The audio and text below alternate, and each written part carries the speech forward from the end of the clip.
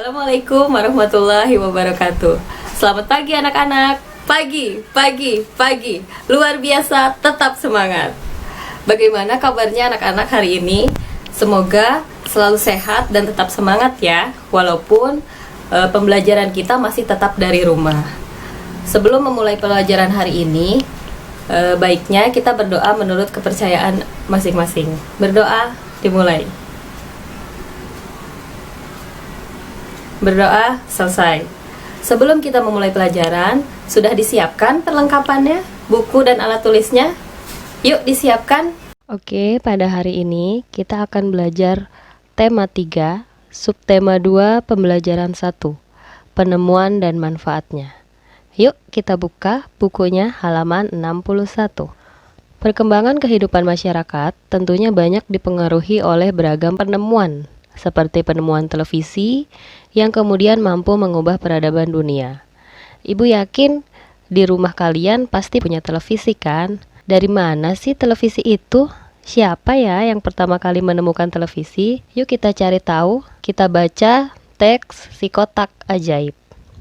John Logie Baird lahir di Skotlandia 13 Agustus 1888. Ia adalah penemu yang pada kesempatan itu untuk pertama kalinya menunjukkan bahwa gambar hidup dapat ditransmisikan melalui pesawat yang sekarang dikenal sebagai televisi.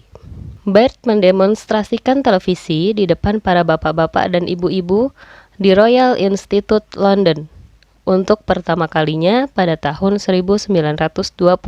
Seiring dengan perkembangan teknologi, lalu televisi kemudian terus berkembang hingga menjadi semakin canggih seperti saat ini. Prinsip kerja televisi secara umum adalah mengubah sinyal elektronik dan magnetik menjadi gambar dan suara. Sinyal tersebut berupa gelombang elektromagnetik, yaitu gelombang yang terdiri atas medan magnet dan medan listrik. Gelombang elektromagnet dapat merambat, dipantulkan, dan dibiaskan tanpa media perantara. Gambar yang kita lihat di layar televisi adalah hasil produksi dari sebuah kamera.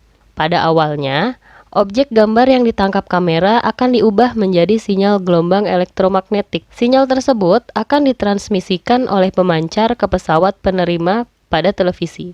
Pesawat televisi akan mengubah sinyal yang diterima menjadi objek gambar yang utuh sesuai dengan objek yang ditransmisikan dalam bentuk hitam putih atau berwarna. Jadi, televisi adalah sebuah media telekomunikasi yang berfungsi sebagai penerima siaran gambar bergerak beserta suara. Kata televisi merupakan gabungan dari bahasa Yunani, yaitu tele, artinya jauh, dan bahasa Latin visio, yang artinya penglihatan.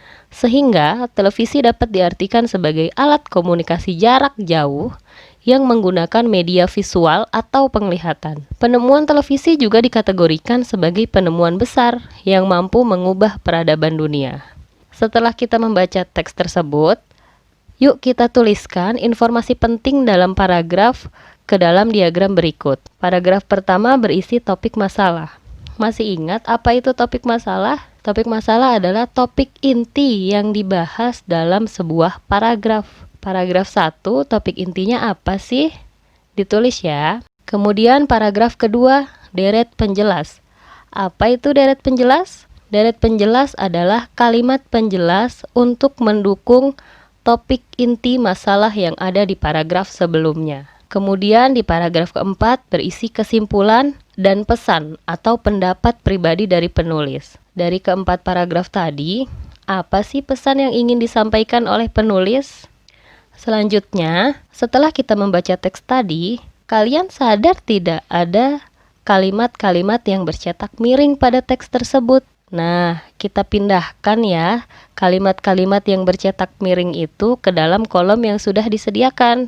Kenapa kalimat tersebut bercetak miring? Karena kalimat tersebut termasuk kalimat tidak efektif. Kalimat tersebut akan kita diskusikan pada pembelajaran berikutnya ya.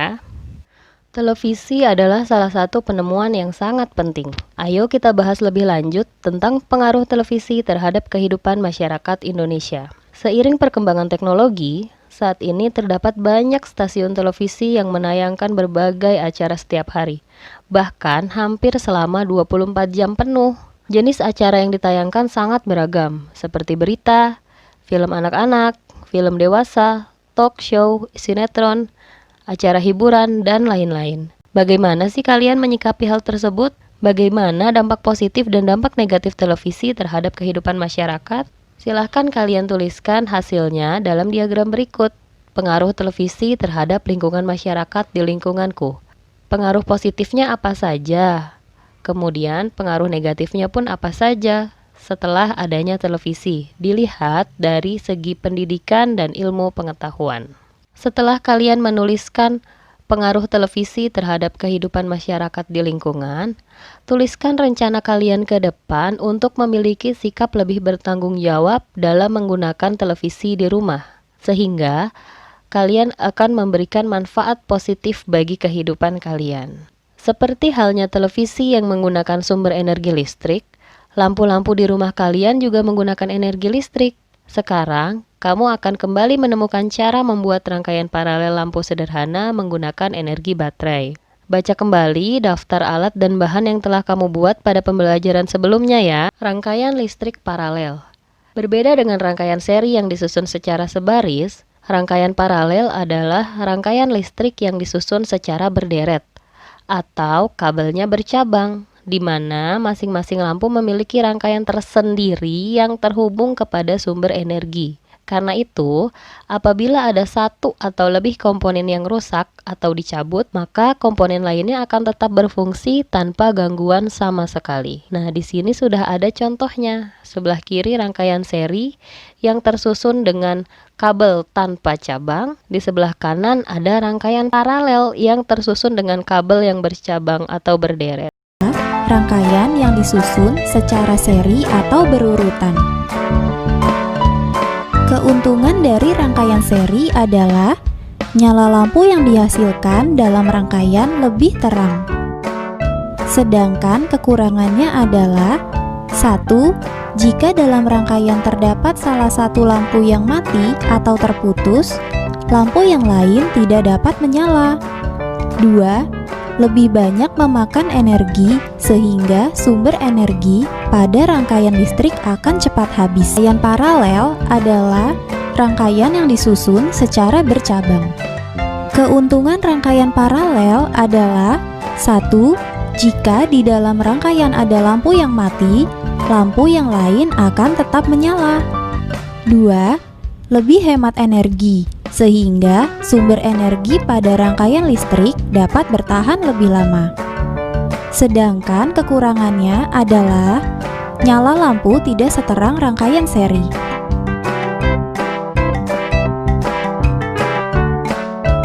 Sekarang silakan kalian gambarkan rancangan lampu paralel secara sederhana menurut pemahaman kalian sendiri. Jika sudah, buatlah laporan dari percobaan membuat rangkaian paralel sederhana yang kamu lakukan ya. Nama percobaanmu apa, tujuan percobaan, alat-alat yang dibutuhkan, langkah kerja, serta kesimpulan setelah kalian membuat percobaan tersebut. Setelah itu, minta bantuan orang tuamu untuk mengamati penemuan sederhana yang ada di sekitar rumahmu. Kemudian lengkapi tabel berikut ini. Tuliskan nama penemuannya, manfaatnya, kemudian penggunaan dalam kehidupan sehari-hari, serta kondisi yang terjadi jika penemuan tidak ditemukan. Demikian materi pembelajaran hari ini. Semoga videonya bermanfaat ya. Jangan lupa klik tombol subscribe, like, and comment, dan aktifkan tombol loncengnya. Wassalamualaikum warahmatullahi wabarakatuh.